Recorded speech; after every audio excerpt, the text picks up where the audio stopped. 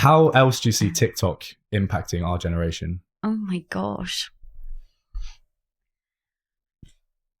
I mean, I'm no expert. Spend enough time on TikTok, so I feel like I know some things, but I mean, it goes without saying that we're all slightly addicted to our phones and social media, and I think TikTok's probably like the worst culprit of that, because it's just endless scrolling. It's like an endless stream of videos that have been shown to you because the app knows that you're interested in that kind of thing, and it's so easy to just end up in a complete black hole, which I've done many times.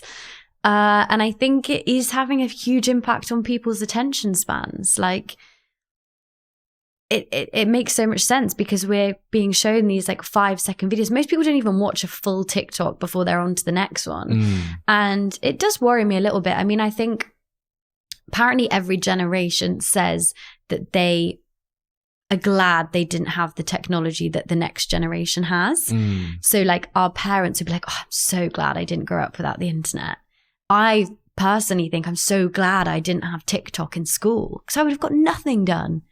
I was quite studious because I didn't have this distraction of all these social media apps. I mean, I just about had Instagram, but it wasn't really widely used in like year 7 and 8 or whatever.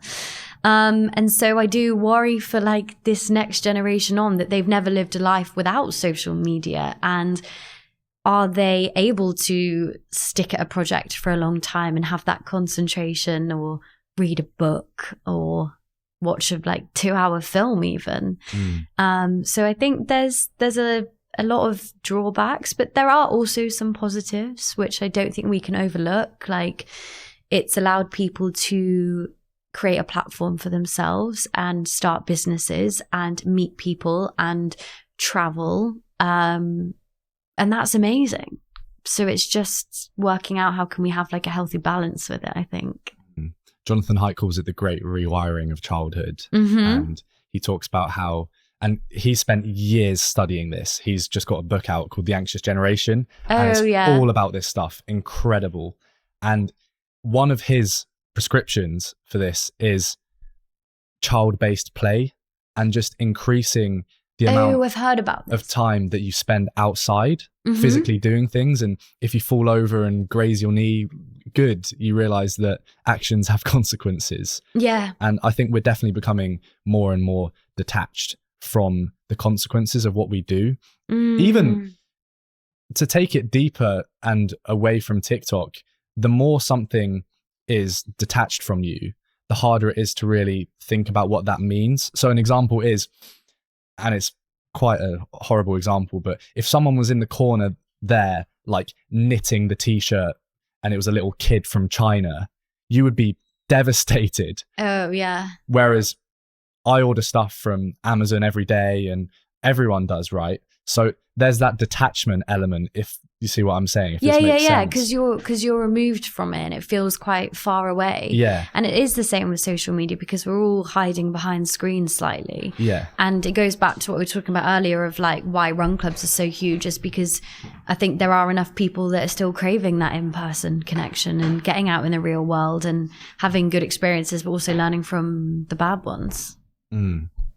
Talk to me a bit about going solo and moving to London. Let's delve into that a bit deeper. How did you find your community? How long have you been here now in London? 3 and a bit years. How did you go about, I think, breaking out of going solo and meeting like-minded people at the run clubs or whatever it was? Yeah. I mean, I know I like spoke about it earlier, that it was obviously difficult, like moving by myself, and I'm not saying that's like the biggest challenge that anyone's gone through, but I did find it hard. And I really did feel this like acute loneliness that I'd never felt before, because I've always been lucky to have good friends around me and have good social networks and things. And suddenly you're in this huge city, and it's so easy to get like lost in the crowd as well. And I think that's the particular problem with big cities, and London in particular, is like you're constantly reminded that you're alone because you're around other people, but they're not your friends and they don't know you. And I think I was probably too slow to put myself out there and try and meet people, because I felt a bit embarrassed to do that. And I also think you can fall into the trap of the more time you spend by yourself, you get really used to it. And you then maybe lack the confidence to go out and meet people. And it just felt like this huge thing that I had to do.